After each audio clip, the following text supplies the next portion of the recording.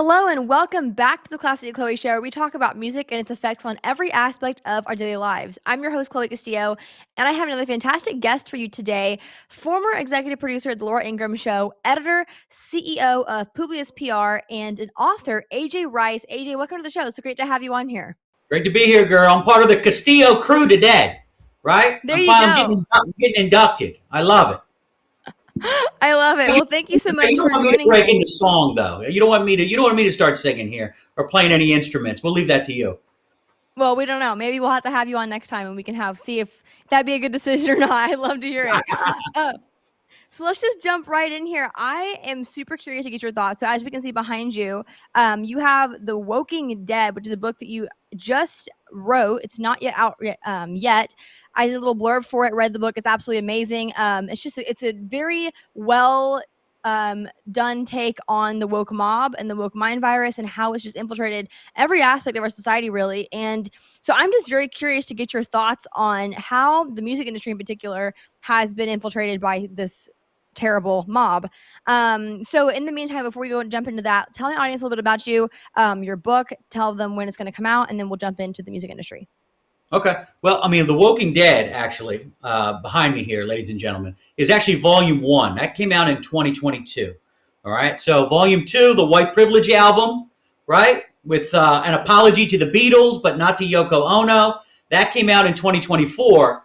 Now, the book that Chloe gave me the blurb for, which is up on Amazon, which is not out yet. It's coming out this July, which is Volume 3. See, I'm the anti-woke Harry Potter. That's why I wear these glasses, right? I've got 20/20 vision, right? The anti-woke Harry Potter's here. Volume 3 comes out this summer in July, just in time for America's 250th birthday, and it's called The Curse of the Bearded Lady. The Curse of the Bearded Lady. And look, I am here to entertain. If you're, there's plenty of other eggheads and white paper writers out there. I do comedy, I do satire. And I can tell you, just like the arena that you're in, this is a culture war. And, you have to engage it. You have to bring content into the arena. You can't just, be a hall monitor and complain and try to blow whistles like you're some kind of referee from the bench, from the bench. And that's what I do. I was raised on Rush Limbaugh. I was mentored by Andrew Breitbart. And both of them used to say, look, if you're going to engage the left and you're going to engage them on their turf, try to bring irreverent humor that illustrates truth. Bring satire that illustrates truth. And that's what all three of my books try to do, without a doubt. And I can address the music industry here shortly. So first of all, I apologize. In my head, I have The Woking Dead. I just started. So AJ was so kind as to send me all three of these books. And right. I have not read the White Privilege album yet. I just started The Woking Dead 2 days ago. And so that's the one in my head. I apologize. The Curse of the Bearded Lady, though, is the one I have read in full. And it's absolutely amazing. And so far, The Woking Dead is fantastic as well. Mix up in titles there. I apologize. But yes, I want to get your thoughts now just on the music industry and on the whole. And, we've talked about this a little bit in calls past about basically how, like you just mentioned, the conservative movement, we call out a lot of things. We talk about a lot of the problems and issues that have arisen from this woke mind virus. But in a lot of areas, we kind of fail to actually provide alternatives. And I think that's one thing that we're kind of slacking in as the conservative right. And so what's your thought as far as the music industry goes? Because we've seen the horrors of the industry. You spoke a little bit about Chappell Roan in your book that I read, The Curse of the Bearded Lady.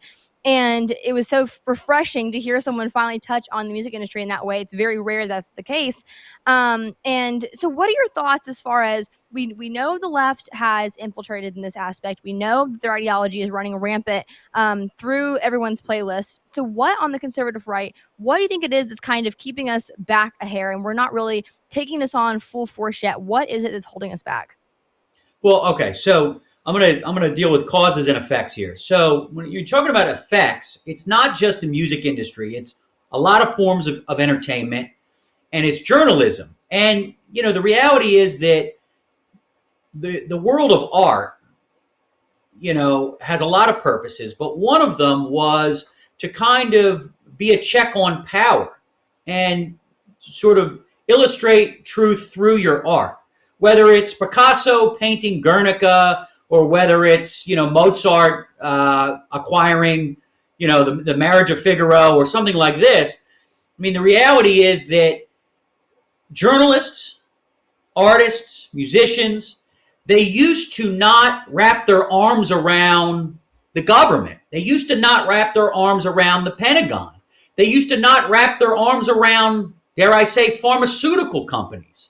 So what you see, and it's in the media, it's with, people, famous radio broadcasters like Howard Stern and musicians, is you see people that aren't willing to be counterculture, that they have thrown in with the man. They have thrown in with either corporate overlords or they have thrown in with the government. Now, understand that leftists have always wanted big government, but there was a time when there were Democrats in the streets protesting about things the government was doing or not doing or lying about. So whether it's the civil rights movement or the Vietnam War, they used to take to the streets. They no longer do that. They go all in now. They go all in. They have thrown in with the powers that be. So some of what you see, whether it's, wacky, ads for Jaguar where it looks like they're, the car company where it looks like they're doing a drag brunch on Mars, or whether it's some of the opinions you see and hear coming out of musicians' mouths, and I'm going to get to this shortly. These things are all sort of interchangeable because the world they live in pushes this stuff.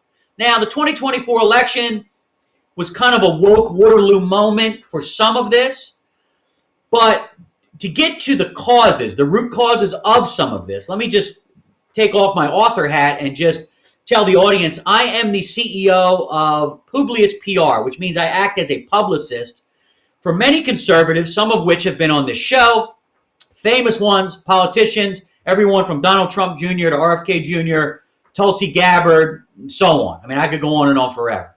But let me just peel the onion back here.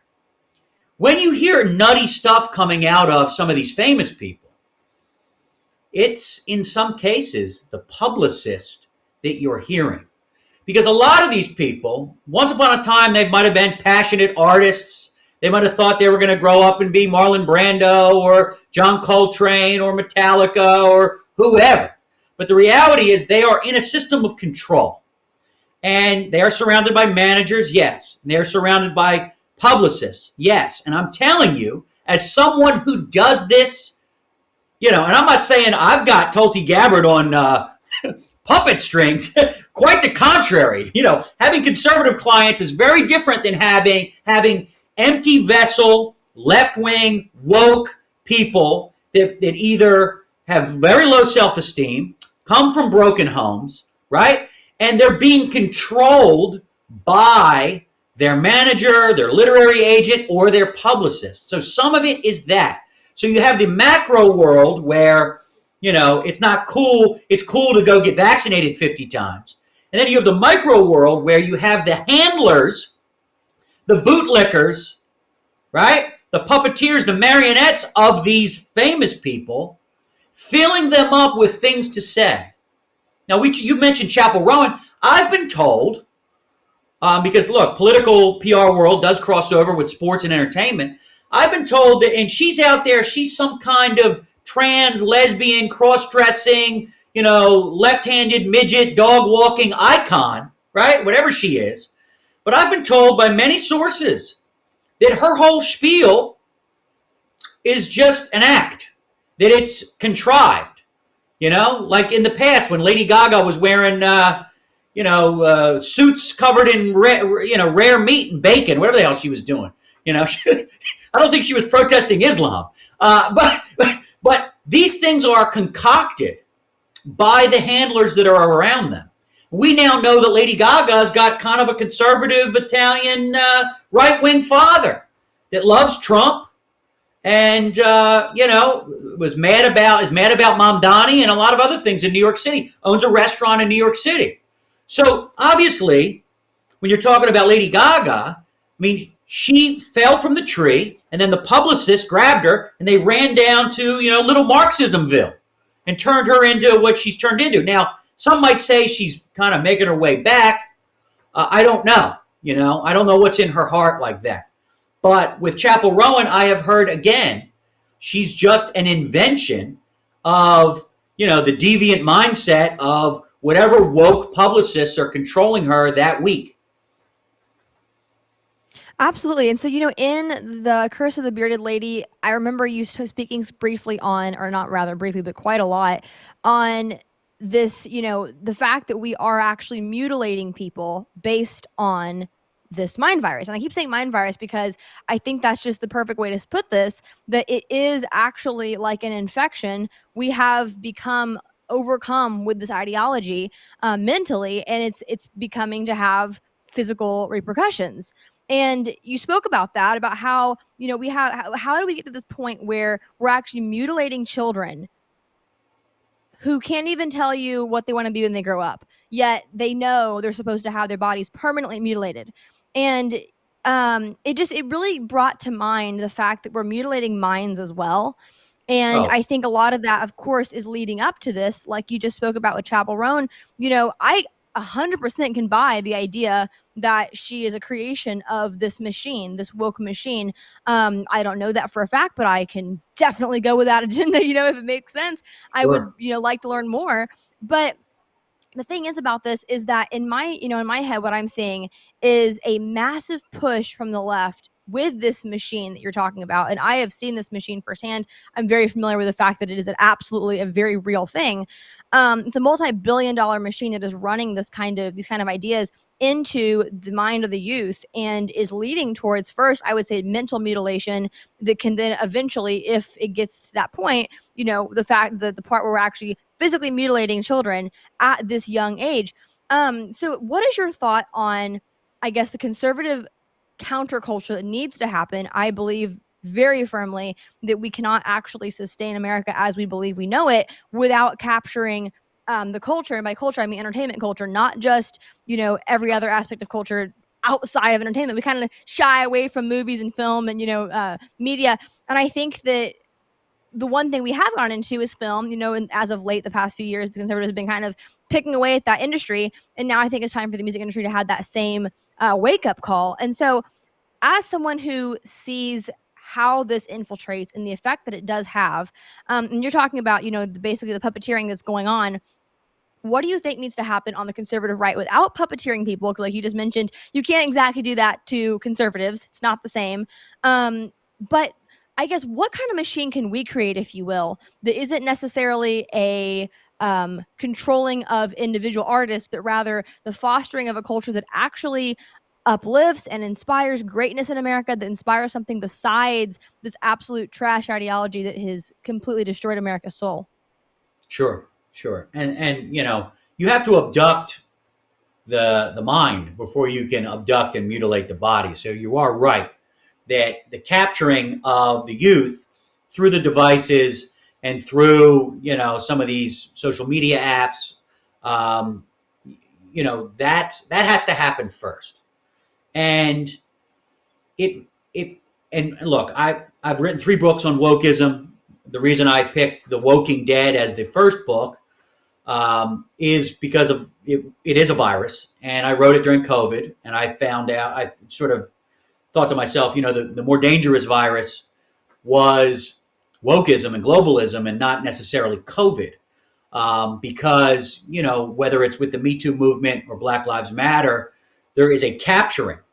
The trans mafia, which I write about in volume 3 in The Bearded Lady, also tries to capture these people. You have to capture them. You have to hold them in place. Now, the left has to, fertilize the soil, so to speak, in order and to create an atmosphere in our culture to make the capturing easier. Well, how do you do that? And I address this in the White Privilege album. You basically attack 3 things. You attack Western civilization, which is Greco-Roman, Judeo-Christian civilization. They're the sort of Greece and Rome, the Jews and the Christians, the 4 legs of the stool. You have to attack that. and as you know, and this audience knows, not all cultures are created equal. Not all civilizations are created equal, which is why some of them go away. So that is sort of the top line of what has to be attacked. If you're going to, infect with a mind virus the youth, you have to attack that and all of its icons, whether it's the Magna Carta or whether it's Mozart. You have to attack it. You have to make Churchill go away and Lincoln go away and Reagan and Shakespeare go away. That's what you have to do. If you take a step down, it's the middle class. So you have to squeeze economically. You have to put pressure on millennials and Gen Z to hold off getting married and hold off buying a house. You have to make it untenable for them to be able to afford what was easy in 1959 or 1989, right? And then the third thing, and we know this because Black Lives Matter told us, right on their website next to their love letter to Hamas, you have to attack the nuclear family. So if you can attack these three things, and then you fill the empty heads full of mush with the Chapel Rowan nonsense and TikTok nonsense and, whatever, certain things on Netflix and this and that, and, Black Little Mermaid and all the rest of it. If you do that, then you can slowly create an atmosphere where you've got a fresh supply of foot soldiers in your social justice warrior attack on Western culture. And make no mistake, a lot of people confuse this. We are not a multicultural country. We're a multi-ethnic country, okay? But we only have one culture here, and I just outlined what it is. And you can go out on Cinco de Mayo and do your shots of tequila and, push on your third eye when you go to yoga and eat sushi and all the rest of it. And people are more than willing, come here, be part of this great experiment. But just because we go out on St. Patrick's Day or Cinco de Mayo or eat sushi, we are not getting rid of the scientific method or the Declaration of Independence or English common law. We're not doing it. We're not going to have extrajudicial Sharia law courts, although some of our friends in the West are allowing that, like in England. So that's what we're up against. Yes, you have the trans mafia. Yes, you have the Woking Dead. And obviously the attack on these three layers of our culture. And if you can do that, you can capture the youth. That's very well said. And I think I've seen that, firsthand as far as the mind capture of the youth with friends of mine, little siblings of my friends. And also just if you just scroll through TikTok, it's very evident that this is what's happening. You mentioned Lady Gaga earlier, and I remember watching when her music video, one of her latest ones came out, Abracadabra. Everyone, was kind of talking about it. And I was like, well, what is this exactly? I've never been a Gaga fan. But I checked it out on TikTok after watching the music video on YouTube. And it was so sad. There was pages and pages and pages and pages of these young kids. And by kids, I mean, like, I don't know, sometimes some of them were like actual infants up to, 2, 3, 4, 5 years old. Pages of them. Literally hundreds of these little kids dancing to this music on the TV. They're enthralled. They're watching it. They're so excited. They want to dance just like her. They're singing it. They're just totally, I guess, just drinking the whole thing in right into their little souls. And it's just heartbreaking to me to watch this happen and just wonder, where are we going from here as a nation? Like you said, you have to, first of all, destroy the nuclear family. I think they've done a great job of that. Unfortunately, in our country, we're seeing so much disarray in that area. And same with Chapel Rowan. Actually, more TikToks I would discovered of little kids. They have Chapel Rowan dolls. They're singing all her songs. They know every single word. And if you know Chapel Rowan, like Pink Pony Club, for example, everyone loves this song. I'm not totally sure what the hype is. To me, it's depressing, but I don't know. People think it's like this great, upbeat, fun song. It's catchy. Who cares what it's about? But what it's about is Chapel Rowan actually said herself that it was her first experience in a gay bar, I think in San Francisco, if I'm correct, where she was telling an interviewer back in 2020, before she really blew up to the state she is now, about basically how her first experience in this gay bar, she, as a young conservative growing up, was raised very Christian, and how the pastor or whatever it was in her church would say, can you feel the Holy Spirit? And Chapel said, she could never really feel it. She never really thought that was a thing.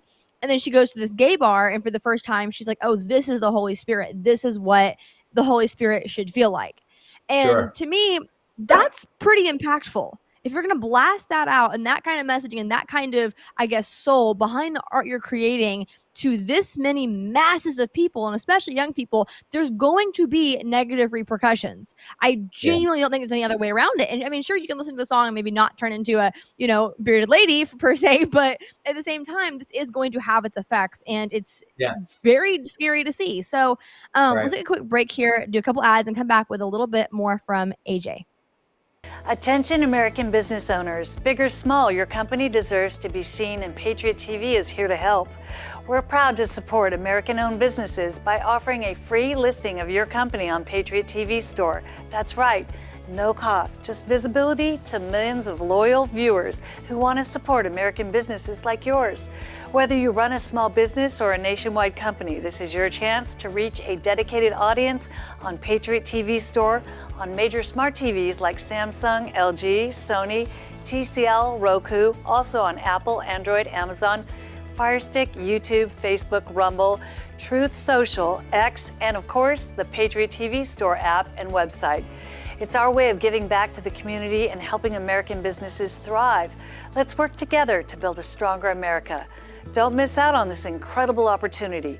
Get your free business listing today. Contact us at info@patriot.tv. AJ, welcome back to the show. Thank you so much for being on here with us today. I truly appreciate you. So, last thoughts here before we wrap up. We have about 5 minutes left on the clock. I just want to kind of go over, let's say you were to write another book, which I'm sure is possible. Let's say you were to write another book, and this time, instead of it being on what the left has done, this is on the right's response. And let's say that we see a successful America moving forward, I guess mentally speaking, if you will, not necessarily as far as mental wellness or whatever, but as far as, we see the, I guess, recapture, if you will, of American ideals in American citizens. We actually see a returning of American greatness. People are proud to be American again for the right reasons. They have the right things in mind as far as building families, actually creating a stable America. What would that book look like, I guess? Well, and to tie in, your passion of music, let me just say this. Look, I've been doing this for 20 years. I joke around with people that when I was in my 20s, I wanted to be friends with all the conservatives that were in their 40s. And now that I've entered my 40s as a geriatric millennial, I want to be friends with all the people like you and all the conservatives in their 20s so I can cover my bases here, right? But we need to create a farm system. We need to be talent scouts. And we've talked a lot about music here. You mentioned Chapel Rowan. She's from the Ozarks. She sang in a church. Whitney and Mariah, churches. Katy Perry, Beyonce, Nicki Minaj, churches. They all were choir girls. They all sung in churches. So there's talent coming out of faith-based, houses of worship where white girl, black girl, Caribbean, Latin, whatever you are, you're singing about Western civilization, and in most cases, Christianity. So the talent is there. The question is whether we can get to them and find them before, like we mentioned earlier, some left-wing publicist or manager reinvents them and turns them into Chapel Rowan, who looks like, a dominatrix from Mordor, right? From the Lord of the Rings store, right? So you need to get to them before that happens. Because if you don't, look, Alicia Keys, many of these people, they all started out in some sort of faith-based music program. So there's talent out there, and it's coming from red America. It's in red state America, or it's certainly in a place where, if it's in the black community, where God is supposed to be present. Now, these families, some of them are broken. They sell their daughter off to some studios, and the rest is history. From time to time, and I know you've talked about this, and I know you're skeptical on whether she's, being above board with us. But Nicki Minaj, if you look at her, she was in some kind of Pentecostal church in the Caribbean. She started that way. She became an icon to all kinds of wackos and different left-wing groups. But all of a sudden, the question is, can you come home again? Or do you have to be so big, like Nikki, that you can withstand the slings and arrows? Was it there all along? Have you been acting all this time? Which persona is real? I saw the actress Jennifer Lawrence say something similar recently. She came from a very red section of Kentucky. Her parents are Trump supporters. This is all provable. You can go find it. And, she kind of cut them off in 2016. And I've always gotten the vibe that the country girl is still in there. And recently, she's a mother now, so maybe she's looking at things differently. She's been doing interviews and saying, look, I'm not getting sucked into any more of this nonsense, talking about Trump and this and that and politicians. I'm just going to leave it as is. So the question is, does she have a smarter version of AJ Rice that's telling her, shut up, okay? You don't need to weigh in on this. You pretend to be people for a living. Or are those values always there, Chloe? And, they've come home to roost. I don't know. That's a very interesting take. Let's leave it with that. I think that was very interestingly said. Just the fact that basically we have to be talent scouts. That is so well phrased, and it's very simple. It's not that complicated of a concept you just introduced there, but it's very profound in the sense that, I think the conservatives, they wait for someone who has influence to come to them. And that's a very backwards approach. I think you're very right that we have to actually instead find the talent at its roots and cultivate that, not wait for someone who has been destroying our nation's nuclear families like you, if I may say Nicki Minaj here. I know she's the MAGA queen right now, but, to finally come back home, and will she be with us enough that we can actually utilize her versus actually creating something from the very beginning that will withstand and will have those values and will actually gain its popularity and fame and growth based upon those values instead of the other way around. So AJ, that was such an awesome show. Thank you so much for coming on. Please tell the audience where they can find you and also where they can find The Curse of the Bearded Lady. Yeah.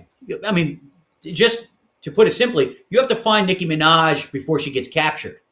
Maybe she'll come home, but you have to find it before that. Look, you can get any one of my books on Amazon. The Curse of the Bearded Lady is up there for pre-order. You'll see Chloe's blurb there next to Riley Gaines and all the rest of the gang.